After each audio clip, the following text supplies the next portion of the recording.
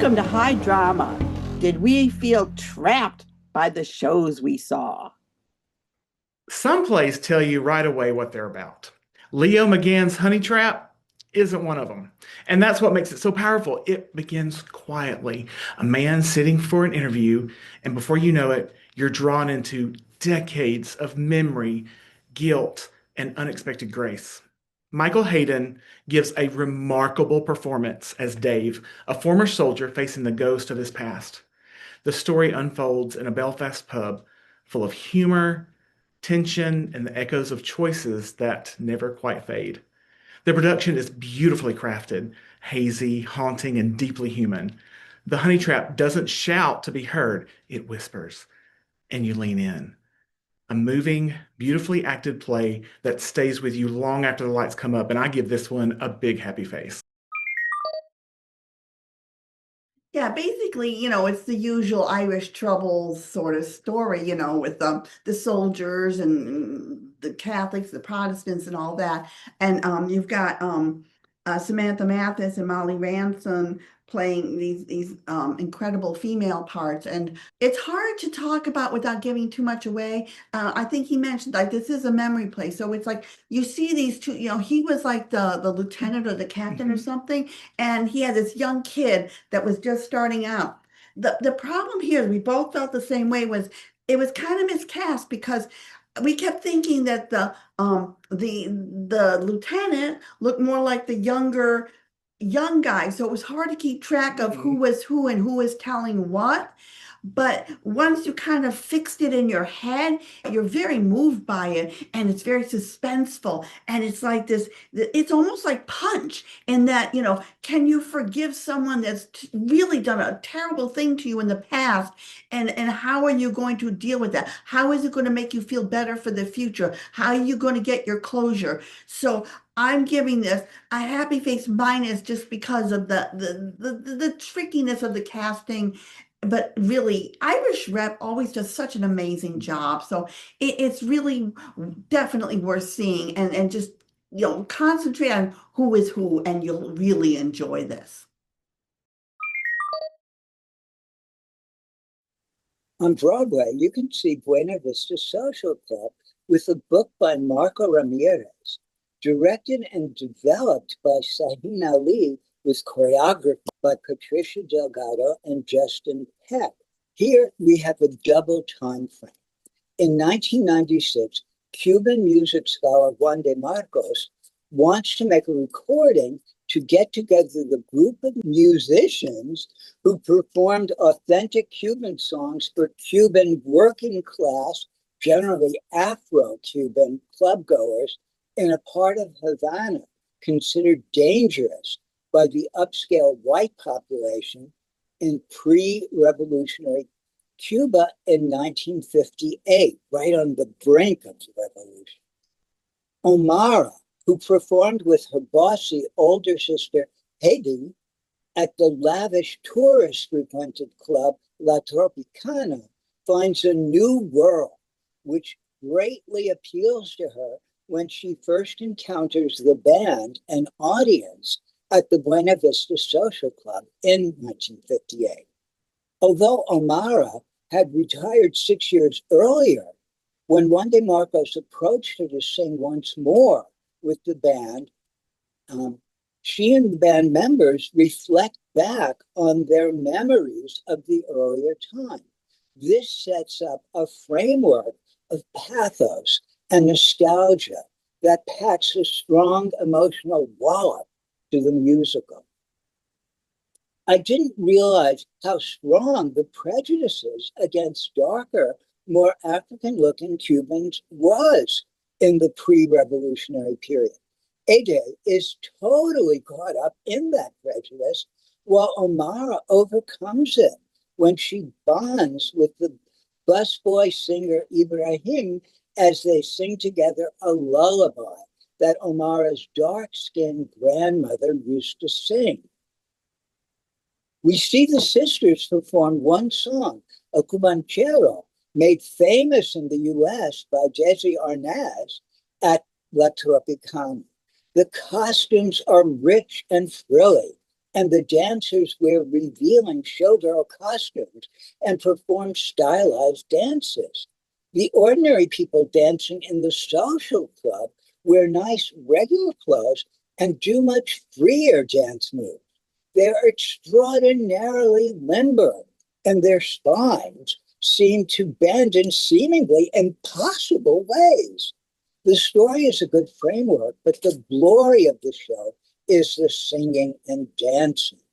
The songs are all in Spanish with no subtitles or translation, but there is a booklet prepared by Juan de Marcos with text by Hugo Eugenio Perez and illustrations by Eri Paz that comes with the playbill and tells the story of the 13 songs in the show.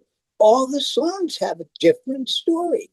The music and the performances are so rousing that the translations are not necessary for enjoyment, but it is interesting to read the booklet and to see how varied these songs are.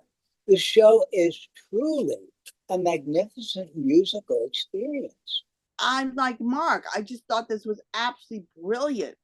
It shows the sisters are on the brink of stardom as Capitol Records are interested, and Cuba is on the brink of revolution and no one is safe. The only steady thing that Amara knows is the music of Cuba. Is it more important than love, family, or principles? Not only is the story exciting, but the pulsating music as well, played by masterful musicians that bring the house down and danced by a lithesome ensemble that swung hips and bodies in the air.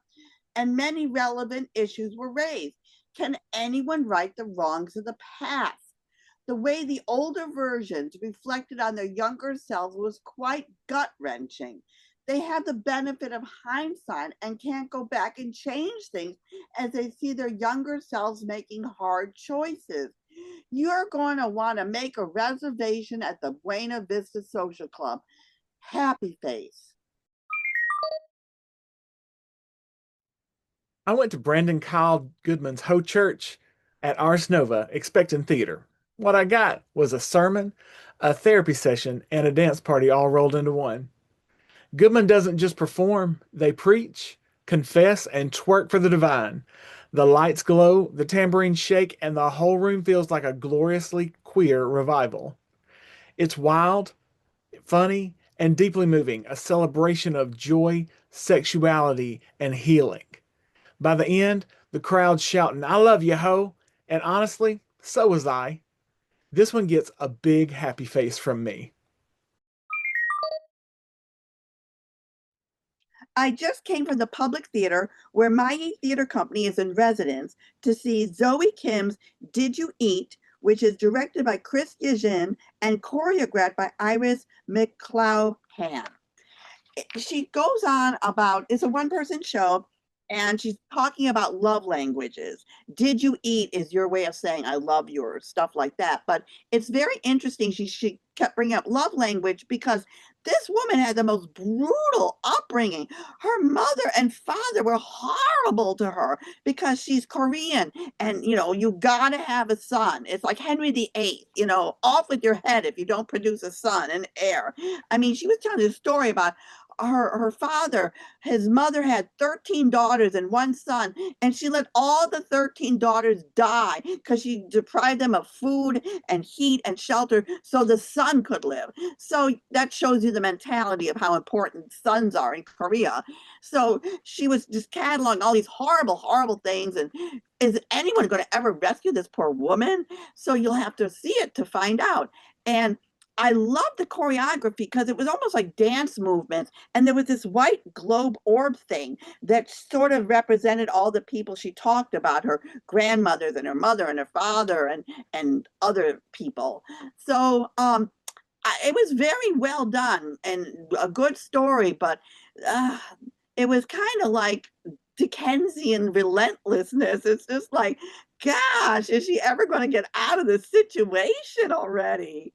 So I give it a happy face, which is weird considering how sad the story was. So, in a return engagement at Soho Playhouse, we had Gwyneth Goes Skiing, written, directed, and lyrics by Linus Karp and Joseph Martin, with original songs by Leland. Linus Karp does an incredible job as Gwyneth Paltrow. And for those of you who are not aware, big subject in social media for like the last couple of years has been a lawsuit between Gwyneth Paltrow and this man, Terry, last name unimportant, but a retired ophthalmologist living in this near the ski resort. And they crashed into each other along the slopes. And he felt it was because of her negligence, and she felt like he was just in her way. This is in the midst of her having her own mega business called Goop. But what we have here is a battle, really. The whole second half of the show takes place in a courtroom where we, the audience, get to be the jury, and we get to decide who is wrong in this case. And as Terry envisions it, we're always going to go with the celebrity because the celebrity is the fodder for our living and breathing in social media. Not giving anything away, but that's the way it went the night that I was at the show, where Gwyneth Paltrow wins, and she was suing him for $1. He was suing her for $300,000 damages, but she was countersuing him for $1. It is a very, very funny show throughout. Linus Karp does an incredible job of making you feel just how important Gwyneth Paltrow sees herself. And Joseph Martin does a fabulous job as Terry. We are Terry. We are always Terry. It's a really, really fantastic show. It's closing this coming week, so people should run and see it. I'm giving it a mostly happy face, and go to Soho Playhouse and enjoy Gwyneth Goes Skiing. George Bernard Shaw's Pygmalion takes the Greek myth of an isolated artist who creates the perfect woman statue and falls in love with her and implores the gods to bring her to life. In Gingold Theatrical Group's very clever version of Pygmalion, Shaw's Pygmalion that is, we encounter four gods: Carson Elrod, Teresa Aviva Lynn, Lizanne Mitchell, and Matt Wolpe, discussing the myth's intention, and they assume Shaw's characters to tell this modern version of the story, which has Eliza, the flower girl, who wishes to talk properly so she can work in a flower shop. She gets Professor of Phonetics Henry Higgins and his sidekick Colonel Pickering to teach her. When her father hears of this, he touches them up for money, and he endears himself to them with his philosophical musings of the undeserving poor. Eliza meets Freddie Eynsford Hill and his sister Clara at a gathering at Henry's mother's house, where she is tested with her newfound ability to speak well. Freddie instantly falls in love with her and her brand of small talk. What will become of Eliza after she sheds her Cockney ways and becomes a lady? This was utterly delightful. Having the gods commenting and assuming the parts gave it an added dimension and made Shaw's play finally be the version he wanted. This is No My Fair Lady. Major Barbara. No, not Major Barbara. Major Happy Face. John Leguizamo's The Other Americans is a great piece of theater. Whatever we were waiting for, we got. This is classic John Leguizamo material. Here he writes about a family in Queens rising through economic ranks. And it's just a fantastic story, very well acted, very well directed by Ruben Santiago Hudson, who, as a reward, got to cast his son, Trey, as John Leguizamo's son in the show. It is very much a family affair. John Leguizamo's character wants to get, or half-sister, interested in going in with him on a scheme that could maybe make some money for the family. She's set and she doesn't want to get into one of his schemes. We do get to see how the family does stay together and comes together, with the son coming back after a mental time out, so to speak, in a facility. You really get to see how a family comes together to support each other. It's a beautiful piece of theater. It clearly has become a gold mine for the public theater, in that they keep extending it, and perhaps somewhere down the road it's going to move to a Broadway house. It's certainly got the classic pedigree of a show that really should move. So major happy face with the other Americans, and I recommend it wholeheartedly. Run and see it before it moves to a Broadway house and becomes super expensive. At the Mitzi Newhouse is Joe Murphy and Joe Robertson's Kyoto. It's the lengths this American lawyer and ex-government strategist Don Perlman will go to sabotage all the climate control summits and conferences for his client OPEC. While it is fascinating to see a true villain manipulating everyone like a puppet master, it was also kind of boring in the subject matter. All the scientific talks of climate change, while very important, are as dry as California landscape. Stephen Kunkins as Don Perlman was riveting to watch, kind of like Richard III. This is a play you need to be fully alert through to get all the nuances. The second act perks up as tempers and emotions flare over. Where to put commas? It doesn't sound very entertaining, but I couldn't stop laughing. Kyoto lifts the curtain on what goes on at these world summits, discussing important matters to save the planet and generations of people. I gave this a happy face minus, and it's going on till November 30th, so we'll talk about it more in our next show, November 29th. The Burning Cauldron of Fiery Fire by Anne Washburn at the Vineyard Theater. In a vague dystopian future, on a Northern California farm, a small society of adults and children live an isolated life. They're building their society from the ground up, and after covering up a death, the deceased family member comes by to find out what happened. Being a Simpsons fan, only seasons 1 through 8, please, I hold a special place in my heart for Anne Washburn and her 2013 play, Mr. Burns, a post-electric play. Burning Cauldron also takes us to a post-something world. We're not exactly sure what has changed, though in a flash forward, 6-year-old Milo tells us he went to Harvard when it was still around. Gray Ponytail Thomas emerges as the leader of the commune, and his justifications for doing exactly what he wants to do in the name of preserving it are both ridiculous and dangerous, plus all too familiar in this country. Although there are discussions among the adults about how to implement rules in this society, there's no doubt about the cultishness of the community. Watching the workings of the commune is captivating, and Washburn's insightful text provokes thought every time. In the end, though, the play is too cryptic to mean very much. Thomas's dominance, an incident of abuse mentioned in passing by Milo, and the unexpected arrival of the outsider all point to a big reveal, but in the end, we're not sure what happened, and a character we barely know is suddenly the center of the plot. There's nothing wrong with a play that does not provide neat answers. Indeed, the American theater could use more of them. But after an entertaining but weird turn to a play within a play, how did all these farmers learn to do accents? And why do they have such expensive-looking props and wardrobe departments? We land in a new mode that we're unprepared for. The titular Burning Cauldron is mentioned here, though the play's title is never directly quoted, and its goofiness does not illuminate any overall theme. I enjoyed watching it, but wished I could understand it.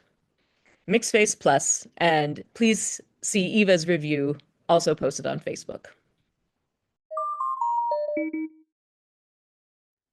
At Open Jar Studios, I caught a special showing of My Ghost, a new gothic romantic musical from Erica and David Laros, and even in its early stages, it's already buzzing with life. The story follows Cab Curio, a writer haunted by some very famous critics, Shakespeare, Marlowe, and Jack Wilson, who refused to let him finish his masterpiece. It's witty, a little chaotic, and totally charming. The music is the real ghost that sticks with you. David Laros' songs are bright and melodic. Don't Die with the Music Inside You is one of those songs that you'll catch yourself humming on the subway. Even without sets or costumes, My Ghost shines. It's funny, heartfelt, and full of creative spirit. A story about ambition, legacy, and the voices that haunt us into making something great. Keep your eyes on this one because it has a bright future. And even in its early stages, I give it a big happy face. At MCC is Preston Max Allen's Caroline. Has a single mother, Maddie, taking her child, Caroline, across the country from West Virginia to Evanston, Illinois, where she is hoping her mom, Rhea, will take them in after a dangerous encounter with her boyfriend.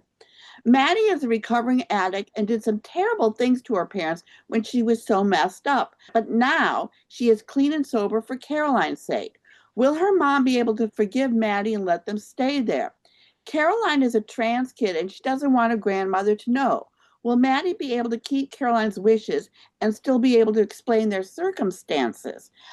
This was beautifully acted, beautifully done, and it just shows again about redemption. And can you ever trust someone who's been so untrustworthy in the past? And I give this a major happy face. Caroline examines the very complicated relationship of these three generations of women, the grandmother and her granddaughter, the grandmother and her daughter, and the daughter and her daughter. The play is good, but it really gets lifted up by these three great performances. And these women, none of them are really stage actors. Amy Landecker plays the grandmother Ray, and she's best known for her TV and film work. And Chloe Grace Moritz, who plays Maddie, the mother, is really a leading film actress. And River Life Smith, who's making their off-Broadway debut in the title role of Caroline. She gives such a terrific and such a very natural performance. Happy face for me and as well. And Caroline is playing at the MCC Theater through November 16th. David Rakoff's Nothing Like Broadway is a silly, fun show in the tradition of a fringe show with heightened music, highfalutin plots, and plenty of hijinks. Everyone converges in this niche cabaret space.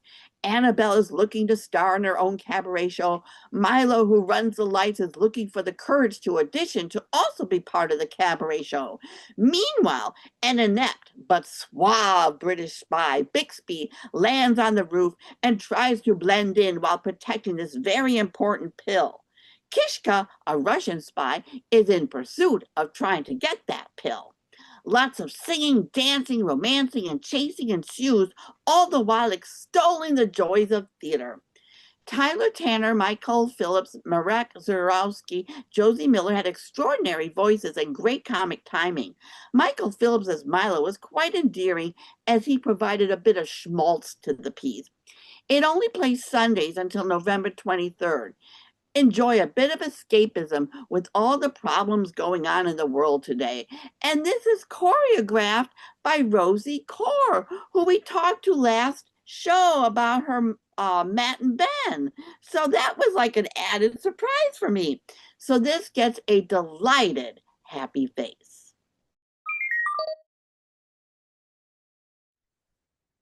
Gabe Malika's The Big Picture is a new show being presented at this year's Gotham Storytelling Festival.